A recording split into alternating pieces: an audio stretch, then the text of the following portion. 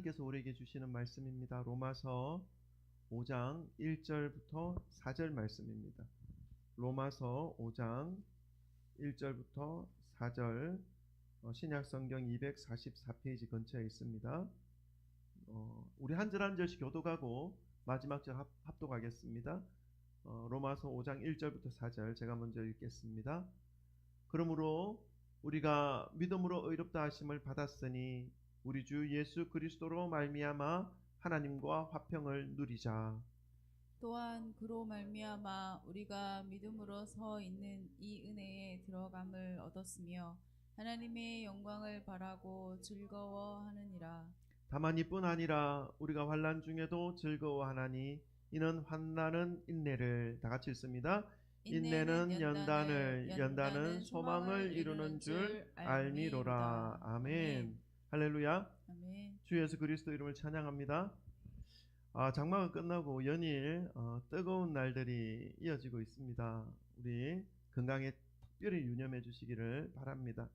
얼마 전에 교회 텃밭에 심은 상추를 다 뽑아내고 다시 오이하고 가지를 심었습니다. 근데 날이 더워지니까 잡초가 잘 자라요.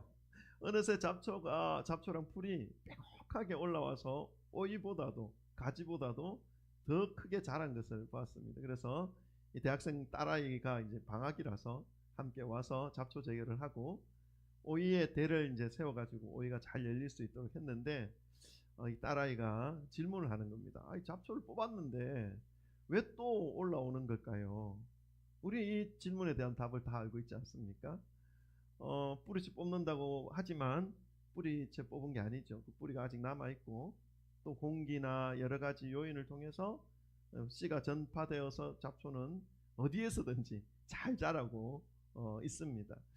이렇게 이제 설명을 하면서 우리의 마음도 마찬가지다라는 것을 말해 주었습니다. 우리 마음도 계속해서 살피지 않으면 이 잡초 같은 것들을 제거해 주지 않으면 어느새 우리의 마음도 엉겅퀴와 가시와 온갖 잡초들로 채워져서 손 쓸 수 없는 그런 상태가 되어질 수 있다라는 것을 알려주었습니다. 그래서 교회에 와서 기도도 하고 하나님께 마음을 보여드려서 주님께서 내 마음에 온갖 쓸데없는 것들을, 잡초 같은 것들을 제거해 주시도록 하나님께 맡겨드리는 것이 필요하다는 것을 말씀에 말해 주었습니다. 우리 모든 성도님들의 마음에 잡초 같은 것들이 장악하지 못하도록 늘 하나님의 말씀으로 마음을 살피시기를 소망하고 정한 시간에 주님께 나와 자신의 마음을 하나님께 내어드리는 그런 시간을 정기적으로 가지시기를 권고드립니다. 우리 오늘도 좀 출석률이 저조하지만 우리 서로 돌아보시면서 사랑하는 지체들과 인사 나누고 우리 말씀 받도록 하겠습니다. 사랑합니다. 축복합니다. 잘 오셨습니다. 할렐루야. 오늘 안재선 성도님 오셔가지고 너무 기쁩니다. 그가 시골에서 농사 짓고 오셨습니다. 할렐루야, 할렐루야. 네, 아유 보기 좋습니다. 감사합니다. 오늘 우리 박영희 성도님과 이연복 성도님은 어제 몸이 좀 안 좋으셔서 응급실에 다녀오셔서 지금 댁에서 인터넷으로 예배를 드린다고 연락이 왔습니다. 어쨌든 건강을 위해서 좀 기도를 해주시기를 바랍니다. 오늘은 우리를 위해서 이 땅에 우리의 모습처럼 사람의 형상으로 와주신 하나님, 이위 하나님이시죠. 그 하나님이신 예수님을 우리가 진심으로 정말로 예수님을 믿고 살아가게 될 때에 이게 이제 좀 더 정확하게 말씀을 드리면 우리가 믿는 것이 아니라 믿게 해주시는 은혜를 받아서 살아가게 되는 겁니다. 이 믿는 것도 내가 요이 좋아 이제 믿겠어 이렇게 하는 결단도 오래 못 갑니다. 그 결단도 길어봤자 3일이죠. 그런데 말씀이 들어질 때 믿어지는 은혜가 내한테 임할 때 신기하게 이 말씀이 믿어지네, 신기하게 이 말씀이 나에게 새겨지네, 이런 은혜가 있습니다. 그 은혜를 받고 살아가게 될 때에 그 삶 가운데 주어지는 선물도 있다. 그 선물이 무엇인지를 오늘 함께 좀 살펴보기를 원합니다. 그래서 제목을 믿게 해주시는 은혜에 이렇게 좋은 복이 있을 줄이야, 노래 가사처럼 내게지기도 한다라고 말씀하던데, 믿게 해주시는 그 은혜에 이렇게 좋은 복이 있을 줄이야 미처 몰랐다는 거죠. 그 복을 새기시고 믿음의 길 기쁘게 감사하게 살아가시기를 바랍니다. 이 시간 살아계시고 역사하셔서 우리의 모든 죄를 대신 짊어지시고 십자가에 못 박혀 죽어주신 그 예수님의 은혜가 저와 여러분에게 충만히 부어지기를 소망합니다. 첫 번째로 우리가 예수님을 믿고 살아가는 사람들, 예수님이 믿어지는 그 은혜를 받은 사람들에게 주어지는 그 복이 뭐냐?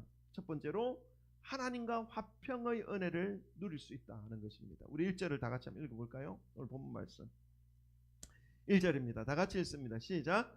그러므로 우리가 믿음으로 의롭다 하심을 받았으니 우리 주 예수 그리스도로 말미암아 하나님과 화평을 누리자. 아멘. 하나님과 화평을 누리자. 뭡니까? 하나님과 화평의 관계가 회복된다는 것입니다. 우리의 그 말로, 우리나라 성경에 번역된 말로 보면 누리자 해서 권유형, 청유형으로 되죠. 우리 이렇게 하자 이런 의미인데 사실 원어 성경에서 보면 조금 뉘앙스가 다릅니다. 어떻게 번역할 수 있냐 하면요, 원어 성경에는 청유형이 아닙니다. 원문을 이제 번역하면 이렇습니다. 우리가 믿음으로 인해서 의롭다 하는 인정을 받았기 때문에 이제는 하나님과 화평의 관계가 되었다라는 것을 의미합니다. 그러니까 청유형이 아니죠. 단정형입니다. 하나님과 화평의 관계가 된다. 사실 그대로를 알려주는 것이죠. 그러니까 이 하나님 앞에서 예수 그리스도를 믿음으로 인해서 주어지는 그 복이 뭐냐 하면 이제 하나님과 화평의 관계가 된다는 것입니다. 전쟁하고 미워하고 거리가 멀리 있는 것이 아니라 하나님과 이제 하나 되어서 딱 붙어있는 그러한 상태가 되어지는 것입니다. 여러분 자녀들 키워봐서 알겠지만 자녀들과의 관계가 좋을 때는 한없이 좋지만 어떻습니까? 관계가 틀어질 때 있지 않습니까? 말 안 듣고 지 고집대로 하려고 하면 부모가 뭐 잔소리 좀 하면 또 엄마 아빠 잔소리 듣기 싫어. 우리 애들이 그렇다는 게 아니라 우리 애들은 잘 듣습니다. 물론 그런 제가 그랬다는 거죠. 제 클 때 우리 어머니가 공부해라 하면 공부하기 싫어가지고 뭐 딴 일하고 막 그랬던 적이 저도 있었기 때문에 자녀와의 관계가 틀어지면 점점 멀어집니다. 근데 그게 너무 불편하죠. 근데 자녀와 부모가 믿음 안에서 하나 되고 같은 뜻을 품고 같은 방향을 향해 달려가게 될 때 너무나 평안하고 너무나 마음이 안정된 그런 느낌 느끼지 않습니까? 그렇습니다. 하나님과 우리와의 관계도 마찬가지입니다. 하나님의 품을 떠나려고 할 때 그것이 나의 자유고 내 인생은 내 끝인 것처럼 생각해서 그렇게 하지만 거기에는 불안함이 가득 차여져 있습니다. 불안이 겹겹이 쌓여가는 그러한 인생입니다. 그러나 하나님과 하나 되어 살아가는 그 인생은요, 화평의 관계입니다. 무엇을 해도 평강이죠. 무엇을 해도 평안입니다. 그 하나님과의 화평의 관계가 회복되어졌다라는 것을 의미하는 것이죠. 여러분 이렇게 우리가 좀 생각해 본다면 우리가 복음에 대하여 바른 믿음을 가지는 것이 얼마나 중요한 것인지를 다시 인식하게 됩니다. 하나님과 화평을 누리게 하는 그것이 무엇입니까? 예수 그리스도를 믿는 건데 그 믿는 내용이 뭡니까? 그것이 복음이지 않습니까? 그 복음의 내용을 바르게 알고 바르게 믿는다면 하나님과의 화평의 관계가 회복되어진다는 것입니다. 근데 반대로 말씀을 드리면 믿는다는 어떤 모양새는 가지고 있지만 그 믿음의 내용인 이 복음이 바르게 정립되지 않으면 본인은 믿는다고 생각하는데 하나님으로부터 흘러오는 화평의 관계, 자신의 삶과 심령 속에는 그런 화평의 관계가 형성되어지는 것이 어렵다는 것입니다. 그래서 믿는다고는 하는데 늘 불안한 삶, 늘 평강이 없는 삶, 늘 깨어진 관계의 삶을 살아갈 수밖에 없는 것이죠. 그래서 우리가 이 복음의 내용, 그 우리가 믿는 믿음의 그 내용이 무엇인가를 바르게 정립하는 것이 필요하죠. 그 복음의 내용이 무엇입니까? 바로 예수 그리스도입니다. 오래전에 하나님께서 말씀해 주셨고 그 말씀대로 다윗의 후손으로 하나님이신 성자 하나님께서 바로 직접 인간의 몸을 입고 완전한 인간으로 이 땅에 임하신 것입니다. 그래서 죄로 인해서 아담 이래로부터 태어나는 모든 사람에게 태어나자마자 어찌할 수 없는 운명을 가진 그 DNA, 죄의 DNA로 어찌할 수 없는 저주의 그 멸망 가운데로 달려갈 수밖에 없는 그 인간들을 하나님과의 관계가 끊어졌기 때문에 그렇죠. 그 죄값을 받아서 매일 불안함과 두려움 속에서 지옥으로 향하고 있었던 그 인간들을, 그들이 가지고 있었던 이 죄의 DNA를 소멸시켜 주시기 위해서 그 죄에 대한 대가를 십자가에서 대신, 그럴 필요가 없는데 죄 없으신 분이 죄 있는 인간의 그 모든 죄들을 다 짊어지시고 십자가에 죽어 주심으로 대신 지불해 주신 것입니다. 대신 지불해 주신 것이죠. 그래서 죄로 단절되어 있었던 이 하나님과의 관계를 회복시켜 주시고 하나 되게 만들어 주신 것이 바로 복음의 내용입니다. 그리고 3일 만에 다시 부활하셔서 믿음 안에 살아가는 이 삶에는 부활이 있다라는 것을, 생명의 부활이 있다라는 것을, 영원한 생명이 있다는 것을 가르쳐주고 몸소 보여주신 것입니다. 그래서 죽음조차도 이 믿는 자들을, 믿음 안에서 살아가는 자들을, 복음의 내용을 품고 그 복음의 내용을 믿고 살아가는 사람들을 어떻게 할 수 없다라는 사실을 바로 예수님께서 보여주셨습니다. 그래서 이제는 멸망, 지옥, 그것이 그 사람들의 그 삶의 종착역이 되었던 존재가 이제는 그 종착역이 멸망이 아니고 지옥이 아니라 천국이고 영원한 생명이고 영원한 영광이라는 사실을, 영광이라는 사실을 가르쳐 주는 것이 복음의 내용입니다. 그래서 우리는 이 믿음 안에서 살아가게 될 때 오늘 하룻밤 자고 일어나면 지옥으로 한 발짝 더 가까이 가 있는 것이 아니라 오늘 하룻밤 자고 일어나면 천국으로 더 한 발짝 가까이 가 있는 그런 우리의 모습인 것이죠. 그런 존재가 되었다는 것입니다. 이것이 하나님과 화평의 관계를 누리고 살아가는 자의 복입니다. 이 복음을 믿고 받아들인 사람은 하나님과의 관계가 회복된다는 것이죠. 하나님과의 화평의 관계 속에 들어가게 되는 것입니다. 그래서 어떤 이 땅에서 살아가게 될 때의 형편들이 있지 않습니까? 어떤 안 좋은 형편들, 열악한 상황 속에서도 근심과 걱정이 있기는 있습니다. 그러나 그 근심과 걱정 속에서 이 하나님과 화평의 관계를 가지고 있기 때문에 하나님의 도우심을 구하며 은혜를 구하며 그 모든 것들을 초월할 수 있는 그 힘과 에너지가 이 믿음 안에 주어지는 것이죠. 그래서 감사할 수 있는 것입니다. 주님으로부터 오는 평안함 속에서 주님의 도우심으로 인해서 환경과 상황은 변함이 없이 나를 힘들게 하고 나를 괴롭히지만 오히려 그 속에서 어떻게 합니까? 기쁨을 노래할 수 있는 것이죠. 감사를 고백할 수 있는 것이죠. 이것이 하나님과 화평된 자의 모습, 하나님께서 주시는 그 은혜라는 사실을 말씀하고 있습니다. 그래서 이제는 예수 그리스도를 믿는 믿음을 통해서 하나님 앞에서 더 이상 도망치지 않죠. 나의 모습이 부끄럽다 하더라도, 나의 모습이 한없이 모자라는 것처럼 보여진다 하더라도 하나님 앞에서 숨지 않습니다. 숨을 이유가 없습니다. 숨는다고 뭐 하나님이 모르실 일은 없지 않습니까? 예수 그리스도께서 그 모든 부족함들, 그 모든 더러운 것들을 다 짊어지시고 십자가 위에서 피를 쏟아주시고 살을 찢어주셨기 때문에 이제 그 복음의 내용을 받아들인 나는, 예수 그리스도의 십자가 때문에 나는, 나의 죄는 끊어졌다. 내 죄는 하나님 앞에서 하나님과의 관계가 단절되어 있었던 그 모든 막들이 제거되어졌다, 무너졌다라는 것을 우리는 기억하면서 믿음의 길을 가는 것이 필요한 것이죠. 그 은혜가 우리에게 주어졌다는 것입니다. 하나님과 화평의 관계입니다. 하나님에 대한 사모함을 더욱더 품으시고 하나님이 베풀어 주신 그 은혜의 자리로 나가셔서 하나님의 도우심을 받아서 매일매일 살아가시는 하나님과 화평한 관계를 누리시기를 주님의 이름으로 축원합니다. 두 번째입니다. 믿어지는 은혜를 받은 자에게 주어지는 큰 복, 이렇게 놀라운 복이 있을 줄이야. 첫 번째 뭐라고요? 하나님과 화평의 관계. 두 번째는요, 더욱 믿음 위에 설 수 있는 은혜, 그리고 하나님의 영광을 바라며 즐거운 인생이 펼쳐진다는 것입니다. 2절도 한번 읽어보십시다. 2절 다 같이 읽읍시다. 시작. 또한 그로 말미암아 우리가 믿음으로 서 있는 이 은혜에 들어감을 얻었으며 하나님의 영광을 바라고 즐거워하느니라. 아멘.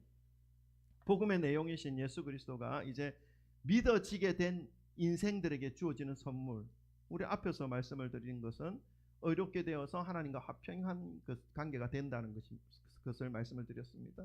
근데 우리 방금 읽으신 2절에는 그것에 더하여 두 가지를 더 더 부어준다 말씀합니다. 더 두 가지의 그 더 큰 더 은혜가 있다는 말씀이죠. 그럼 뭡니까? 믿음으로 서 있는 은혜 속에 들어간다. 그리고 그것으로 인해서 즐거워한다. 하나님의 영광을 바라고 즐거워한다. 예수로 인해서, 예수님을 믿는 믿음으로 인해서 믿음에 서 있는 은혜에 들어간다는 의미가 좀 추상적으로 느껴질 수 있습니다. 근데 우리가 이제 믿음으로 나아간다는 것의 의미를 우리가 좀 생각해 본다면, 내가 믿음이 점점 자라가는 그 모습들을 한번 되돌아볼 필요가 있는 것입니다. 뭡니까? 나의 믿음이 자라나는 그 과정을 되돌아볼 때 무엇이 있었습니까? 교회에 나왔죠. 교회에 나온 것이 있었습니다. 그리고 나서 무엇입니까? 교회에 나와서 복음에 대하여 듣고, 예수 그리스도에 대하여 듣고, 하나님에 대하여 들음으로 점점 하나님에 대하여 알아가는 것입니다. 그것이 믿음의 성장에 필요합니다. 필요 없다는 것이 아닙니다. 필요합니다. 그리고 그것에 그쳐서는 안 되는 것이죠. 그것 위에 한 가지 중요한 사실이 있는 것입니다. 그건 뭐냐 하면요, 교회에 나와서 그 여러 가지 많은 것들, 복음에 대하여, 하나님에 대하여, 예수 그리스도에 대하여 배운 것들이 있는데, 그 배운 것을 이제 마음에 새겨주시는 무언가의 작용이 있어야 되는 것입니다. 그냥 한 귀로 듣고 한 귀로 흘러가 버리고 머릿속에만 맴돌고 있는 것이라면 믿음이 새겨지지 않습니다. 믿음이 자기의 어떤 심령에 채워지는 것이 상태가 아닙니다. 그것은 머리만 커진 상태가 되는 것이죠. 근데 거기에 머물러 있는 것이 아니라 마음에 새겨주시는 뭔가의 작용이 있어야 되는 것입니다. 그게 뭐냐 하면 성령의 역사입니다.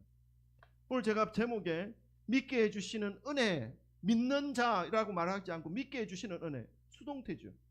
내가 믿었다 이런 것이 아니라 나에게 은혜를 베풀어 주셔야 내가 믿을 수 있다라는 그런 의미입니다.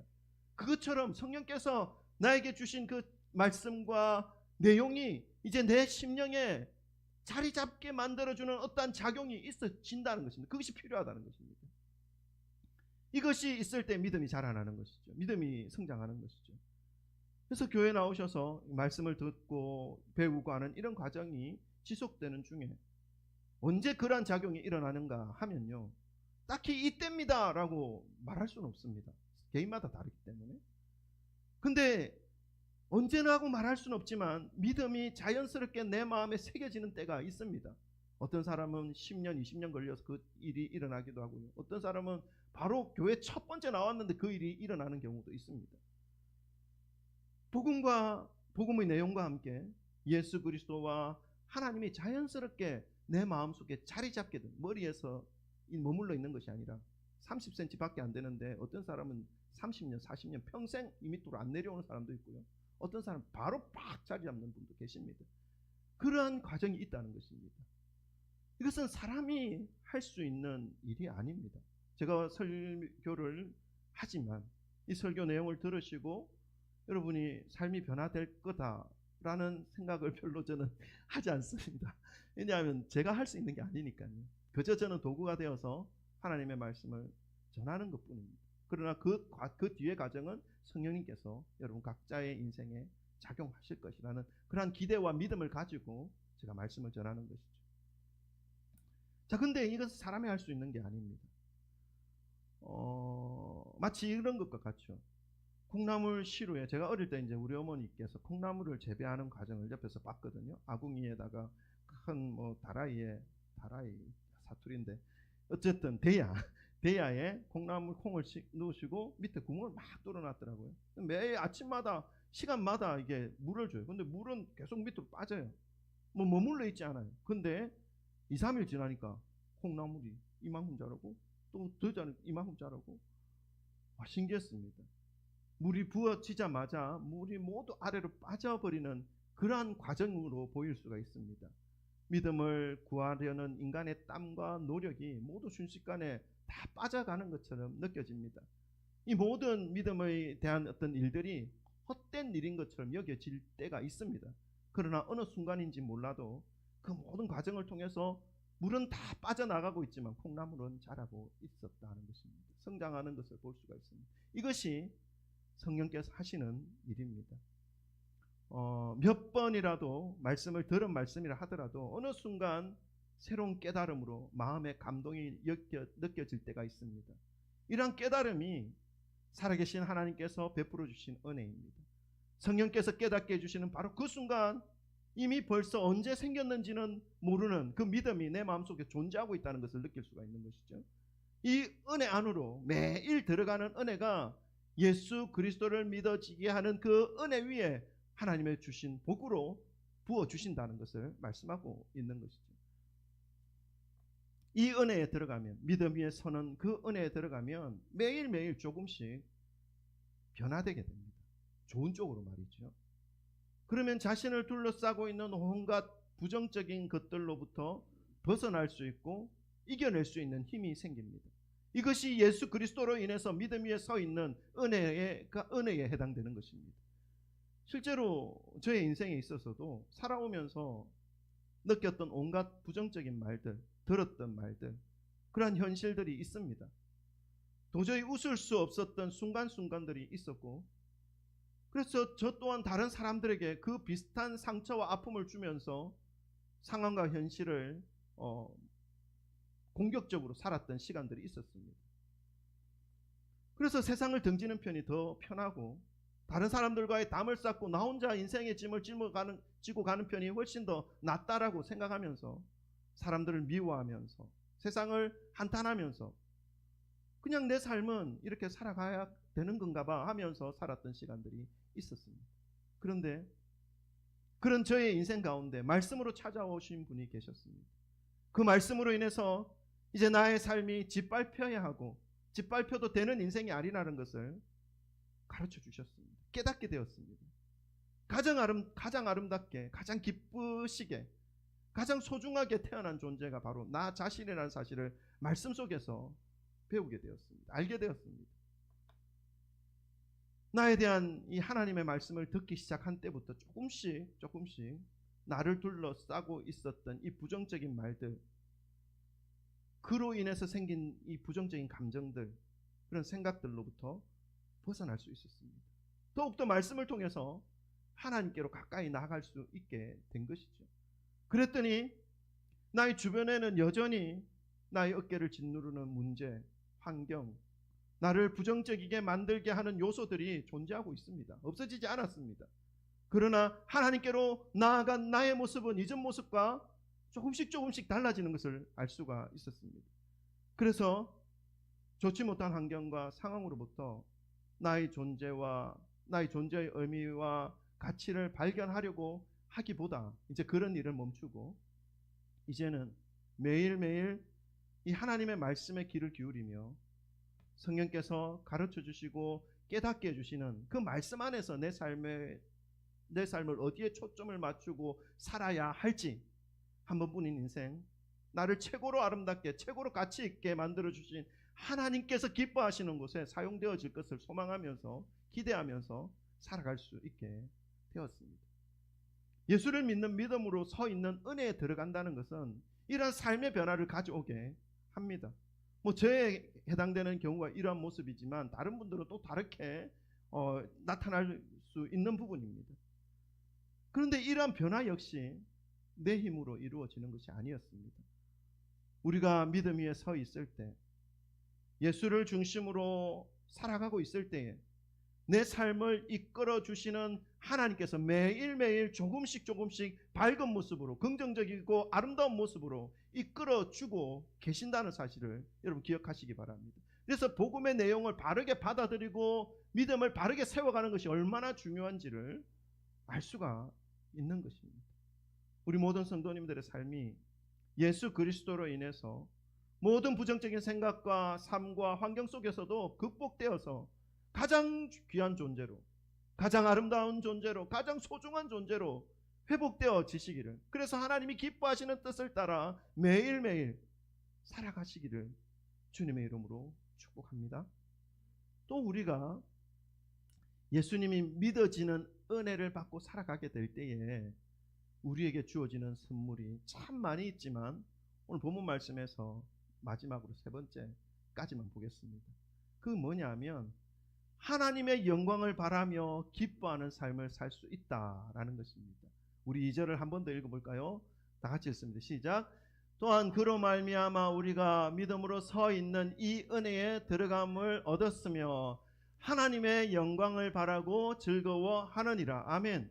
하나님의 영광을 바라고 즐거워하는 삶을 살 수 있다는 것입니다. 이것이 우리에게 주어지는 큰 복이라는 사실입니다. 여러분, 하나님의 영광을 바란다는 것은 이 세상에서의 쾌락과 세상에서의 어떤 재미보다 더 크고 더 아름답고 더 고상한 것들을 추구하는 삶을 의미합니다.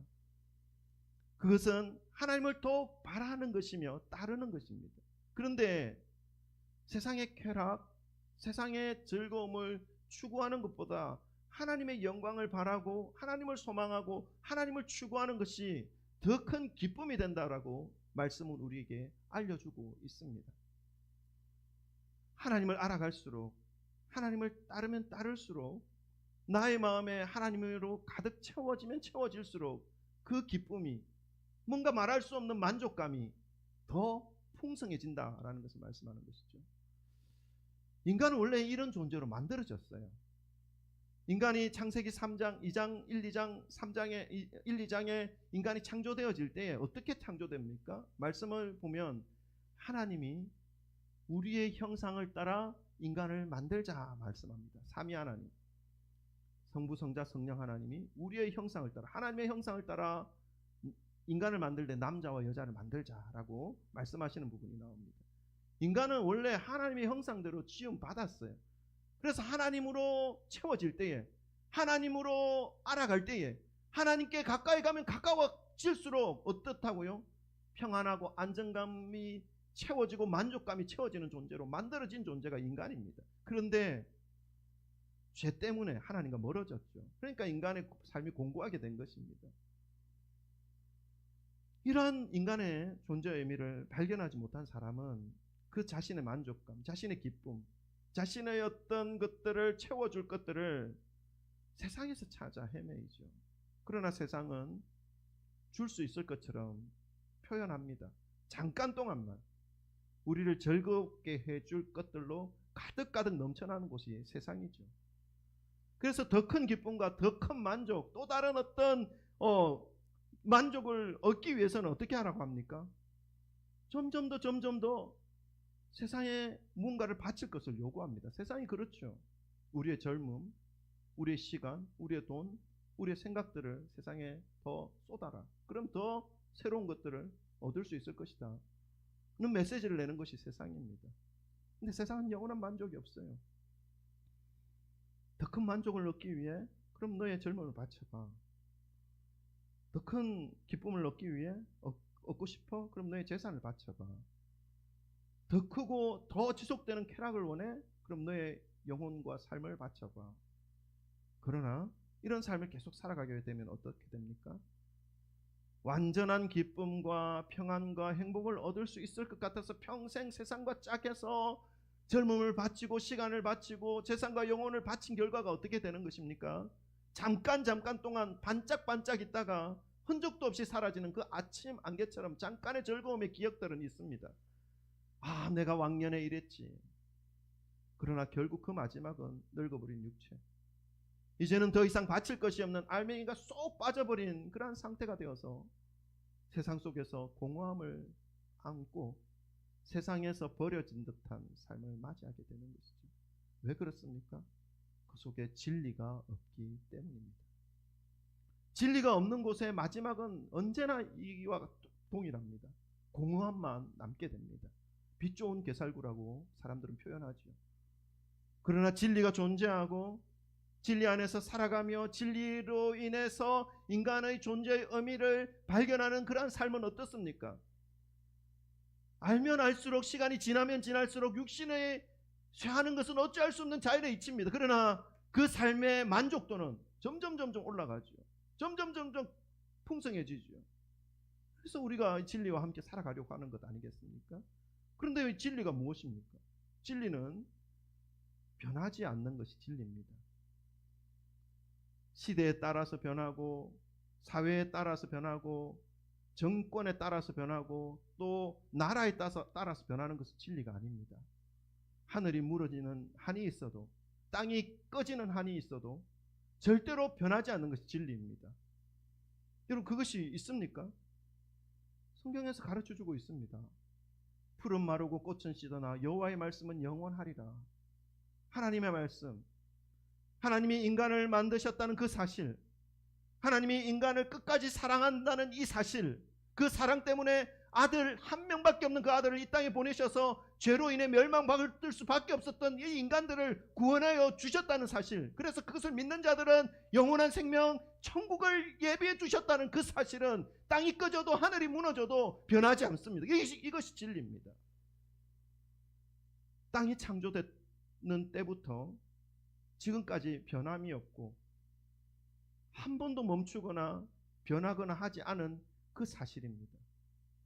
이 진리가 변질되지 않고 존재하는 곳에는 공허함이 없습니다. 그 진리의 근원 되시고 진리의 내용 되시고 처음과 마지막 되시는 그 하나님의 영광스러우심을 알고 그 하나님을 인식하면서 그 하나님 앞에서 자신의 존재를 발견하게 될 때 얻게 되는 그 기쁨과 쾌감은요, 결코 세상에서 줄 수 없습니다. 그렇게도 많은 사람들이 평생을 바쳐서 얻기를 바랬던 행복, 그것이 바로 하나님 앞에서 얻게 되는 바로 그 진리를 깨닫게 되는 그것임을 여러분 기억하시기를 바랍니다. 그것이 바로 행복입니다. 행복은 세상에 있지 않아요. 그러니까 하나님께 있어요. 하나님의 영광을 바라며 기뻐하며 살아간다는 것은 참된 행복을 발견하며 그 안에서 살아가는 것을 의미합니다. 인간이 그렇게 만들어진 존재이기 때문에 그렇죠. 예수님을 믿는 믿음 때문에 평생을 복음을 전하며 고난을 받았고 고난을 받으면서도 복음과 함께 살아갔던 이 복음과 함께 생을 마감한 사람 바울이죠. 이 바울이 이 하나님 앞에서 얻게 되는 이 행복감, 이 만족감, 이 기쁨을 기억하면서 고백한 말씀이 바로 그 다음 절에 기록되어 있습니다. 우리 3절도 한번 읽어보십시다. 3절 다 같이 읽습니다. 시작. 다만 이뿐 아니라 우리가 환난 중에도 즐거워하나니. 아멘.